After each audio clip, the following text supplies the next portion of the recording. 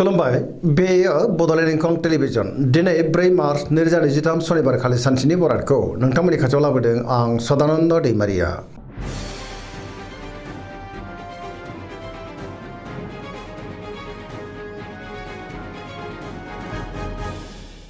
सिगां फरायनो लादों मेष राशि गिबि हांखो अ ल दिनैनि साना मोजां आरो गाज्रिनि गेजेरजों बाबेनलांगोन। गोसोआव दिनै गोनो गोथो साननाय फैगोन। सोरजोंबा रायखोमा जानोबो हागौ। बयजोंबो गोरोबनो गोब्राब जागोन। मावनो लानाय खामानिखौ मावफुंनो हायोब्लाबो माबा नङा माबा मोनसे गोरोन्थि जालांनोबो हागौ। देहाया दिनै मोजाङै थागोन। अब्लाबो नाथाय जानाय लोंनायाव सांग्रां जानांगोन। रांखावरियाव मोजां।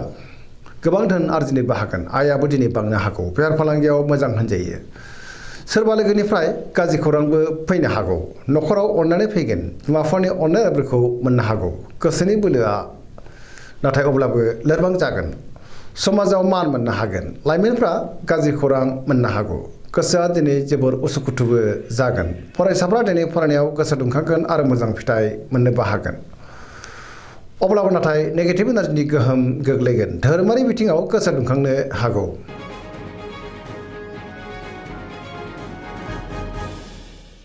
वृष राशि गिबि हांखो इ अ ब दिनैनि साना मोजां आरो गाज्रिनि गेजेरजों बाबेनलांगोन। गोबां रोखोमनि जेंनाजों मोगा मोगि जानांनो हागौ। मोनफ्रोमबो बिथिङावनो माबा नङा माबा मोनसे हेंथा फैनोबो हागौ। गोबां मोजां खाबुफोरा दिनै गोमाफिननोबो हागौ। गोसोआ दिनै जोबोर उसुखुथु जागोन। गोसोनि साननायफ्रा लोरबां जानो हागौ। मावनो लानाय खामानिखौ मावफुंनो हागोन। समाजाव मान मोनगोन। रांखावरियाव बारा मोजां नङा। नाङा फाङा खरसाया बांगोन। बेफार फालांगियावबो बारा मोजां नङा होनजायो। गुबुननि थाखाय नाङा फाङा जेंनायाव गोग्लैनांनोबो हागौ। न'खराव बिसि फिसायनि गेजेराव अननानै फैगोन। देहाया मोजाङै थागोन। अब्लाबो नाथाय जानाय लोंनायाव सांग्रां जानांगोन। गुबुननिफ्राय हेफाजाब मोननो गोब्राब जानो हागौ। जायखि खामानियाव मावनो मोनफ्रोमबो खामानियावनो माबा नङा माबा मोनसे हेंथा फैनो हागौ। सोरबा लोगोनिफ्राय गाज्रि खौरांबो मोननो हागौ। गोसोनि साननायफ्रा दिनै देबर नांगोन। नेगेटिभ एनार्जिनि गोहोम गोग्लैनो हागौ।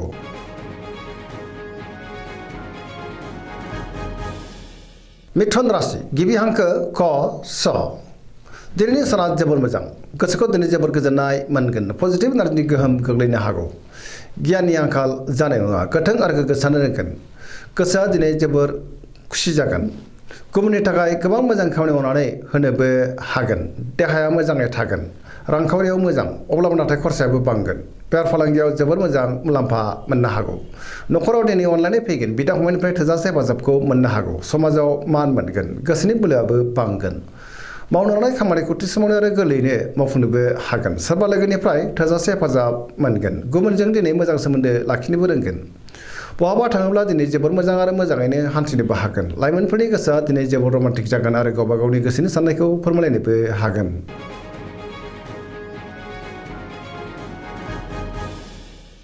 कर्कट राशि गिबि हांखो ड ह दिनैनि साना जोबोर मोजां। गोबां मोजां खाबु फैनोबो हागौ। गोसोआ दिनै जोबोर रमान्टिक जागोन। गुबुननि थाखाय मोजां खामानि मावनानै होनोबो हागोन। सोरबा लोगोजों बाख्नाय जानो हागौ। गोसोनि साननायफोरा मोगथाङाव जाफुंगोन। गोसोआव दिनै पजिटिभ साननाय फैगोन।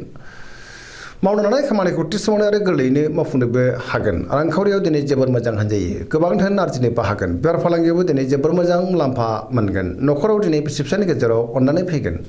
समाजावबो मान मोनगोन। देहाया दिनै मोजाङै थागोन। गुबुननिफ्राय थोजासे हेफाजाब मोननानै गोसोआ दिनै जोबोर गोजोनगोन। फरायसाफ्रा दिनै फरायनायाव गोसो दुंखांगोन आरो मोजां फिथाइ मोनगोन। गुबुनजों दिनै मोजां सोमोन्दो लाखिनोबो रोंगोन आरो पजिटिभ एनार्जिनि गोहोम गोग्लैगोन।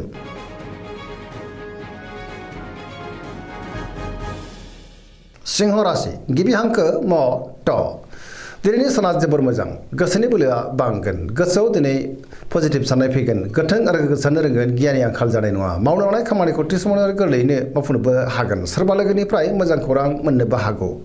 बहाबा दावबायनो एबा हान्थिनो खाबु मोनगोन आरो मोजाङैनो हान्थिनोबो हागोन। रांखावरियाव दिनै जोबोर मोजां। मोननो गोनांखौ दिनै मोननो हागोन। बेफार फालांगियाव दिनै जोबोर मोजां मुलाम्फा मोनगोन। गोसोनि साननायखौ गुबुननो फोरमायनोबो हागोन। न'खराव दिनै बिसि फिसायनि गेजेराव अननानै फैगोन। बिमा बिफाजों बोर होजागोन। गुबुननि थाखाय मोजां खामानि मावनानै होनोबो हागोन। देहायाबो मोजाङै थागोन। बयजोंबो गोरोबनो रोंगोन।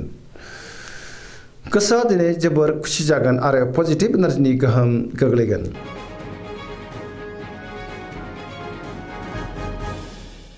कन्या राशि गिबि हांखो प ट दिनैनि साना जोबोर मोजां सोरबा लोगोनिफ्राय मोजां खौरां मोननोबो हागौ सोरजोंबा बाख्नाय जागोन गोसोआव दिनै पजिटिभ साननाय फैगोन गोथों आरो गोग्गो साननो रोंगोन गियाननि आंखाल जानाय नङा रांखावरियाव दिनै जोबोर मोजां बेफार फालांगियावबो जोबोर मोजां मुलाम्फा मोनगोन आयाबो बांनो हागौ देहाया दिनै मोजाङै थागोन न'खराव बिसि फिसायनि गेजेराव अनलायनाय फैगोन सोरजोंबा बाख्नाय जानानै गोसोआ दिनै जोबोर खुसि जागोन पजिटिभ एनार्जिनि गोहोम गोग्लैगोन धोरोमारि बिथिङावबो दिनै गोसो दुंखांनो हागौ लाइमोनफोरा दिनै जोबोर रमान्टिक जागोन आरो गावबा गावनि गोसोनि साननायखौ फोरमायलायनोबो हागोन फरायसाफ्रा दिनै फरायनायाव गोसो दुंखांगोन आरो मोजां फिथाइ मोनगोन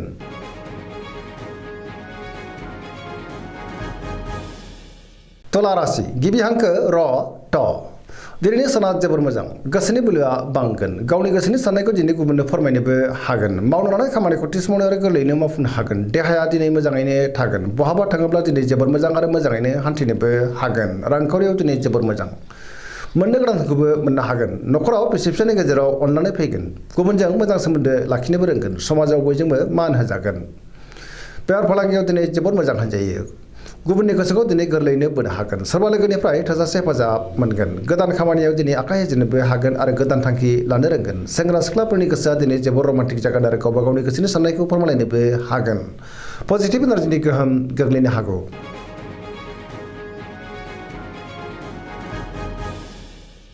वृश्चिक राशि गिबि हांखो न स दिनैनि साना जोबोर मोजां समाजाव दिनै लोगो लेवा बांगोन गोबां मुंदांखा सुबुंजों लोगो मोनज्लायनोबो हागौ पजिटिभ एनार्जिनि गोहोम गोग्लैगोन माबा मोनसे मोजां खाबु फैनोबो हागौ समाजाव दिनै लोगो लेवा बांगोन सोरबा गोजाम लोगोजों बहाबा लोगो मोनज्लायनानै गोसोआ दिनै जोबोर खुसि जागोन गोसोआव गोग्गो आरो गोथों साननाय फैगोन गियाननि आंखाल जानाय नङा गोसोनि साननायफ्रा मोगथाङाव दिनै जाफुंगोन सोरबा लोगोनिफ्राय थोजासे हेफाजाब मोननोबो हागौ गोसोनि साननाया दिनै जाफुंनानै गोसोआ दिनै जोबोर खुसि जागोन गोसोनि बोलोआबो बांनो हागौ समाजाव बयजोंबो मान होजागोन न'खराव दिनै अनलायनाय फैगोन रांखावरियाव जोबोर मोजां अब्लाबो नाथाय खरसायाबो बांगोन बेफार फालांगियाव दिनै जोबोर मोजां देहाया मोजाङै थागोन गुबुननिफ्राय थोजासे हेफाजाब मोननो हागौ लाइमोनफोरनि गोसोआ दिनै जोबोर रमान्टिक जागोन आरो गावबा गावनि गोसोनि साननायखौ फोरमायलायनोबो हागोन गोसोआ दिनै जोबोर खुसि जागोन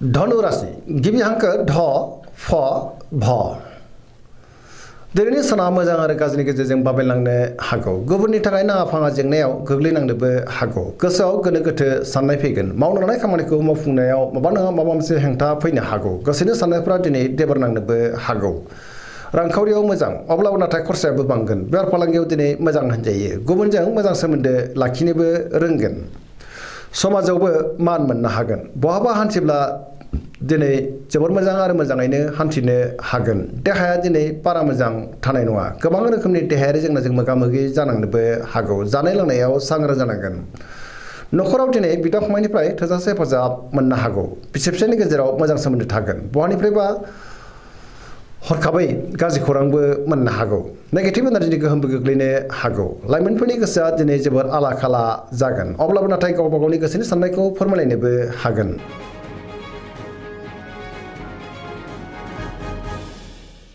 मकर राशि गिबि हांखो ख ज दिनैनि साना जोबोर मोजां गोसोनि साननायफ्रा मोगथाङाव जाफुंनो हागौ मावनो लानाय खामानिखौ थि समावनो आरो गोरलैयैनो मावफुंनो हागोन गोबां मोजां खाबु मोननोबो हागौ रांखावरियाव दिनै जोबोर मोजां अब्लाबो नाथाय खरसायाबो बांगोन बेफार फालांगियाव दिनै जोबोर मोजां मुलाम्फा मोनगोन गुबुननि थाखाय गोबां मोजां खामानि मावनानै होनोबो हागोन न'खराव बिसि फिसायनि गेजेराव अननानै फैगोन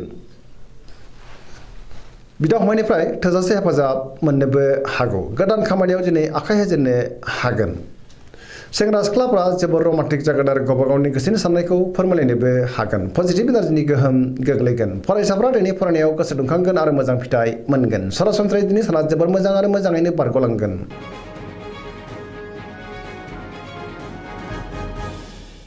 कुम्भ राशि गिबि हांखो ग स दिनैनि साना जोबोर मोजां गोसोखौ दिनै जोबोर गोजोननाय मोनगोन मावनो लानाय खामानिखौ थि समावनो आरो गोरलैयैनो मावफुंनो हागोन सोरबा लोगोनिफ्राय मोजां खौरां फैनोबो हागौ समाजाव दिनै गोबां मान मोननो हागोन गोबां मुंदांखा सुबुंजों लोगो मोनज्लायगोन गियाननि आंखाल जानाय नङा गोथों आरो गोग्गो साननो रोंगोन रांखावरियाव दिनै जोबोर मोजां होनजायो अब्लाबो नाथाय खरसायाबो बांनो हागौ बेफार फालांगियाव जोबोर मोजां मुलाम्फा मोनगोन देहाया दिनै मोजाङैनो थागोन न'खराव अनलायनाय फैगोन गुबुननिफ्राय थोजासे हेफाजाब मोननोबो हागौ बहाबा दावबायनो एबा हान्थिनो खाबु मोनगोन आरो मोजाङैनो हान्थिनोबो हागोन पजिटिभ एनार्जिनि गोहोम गोग्लैगोन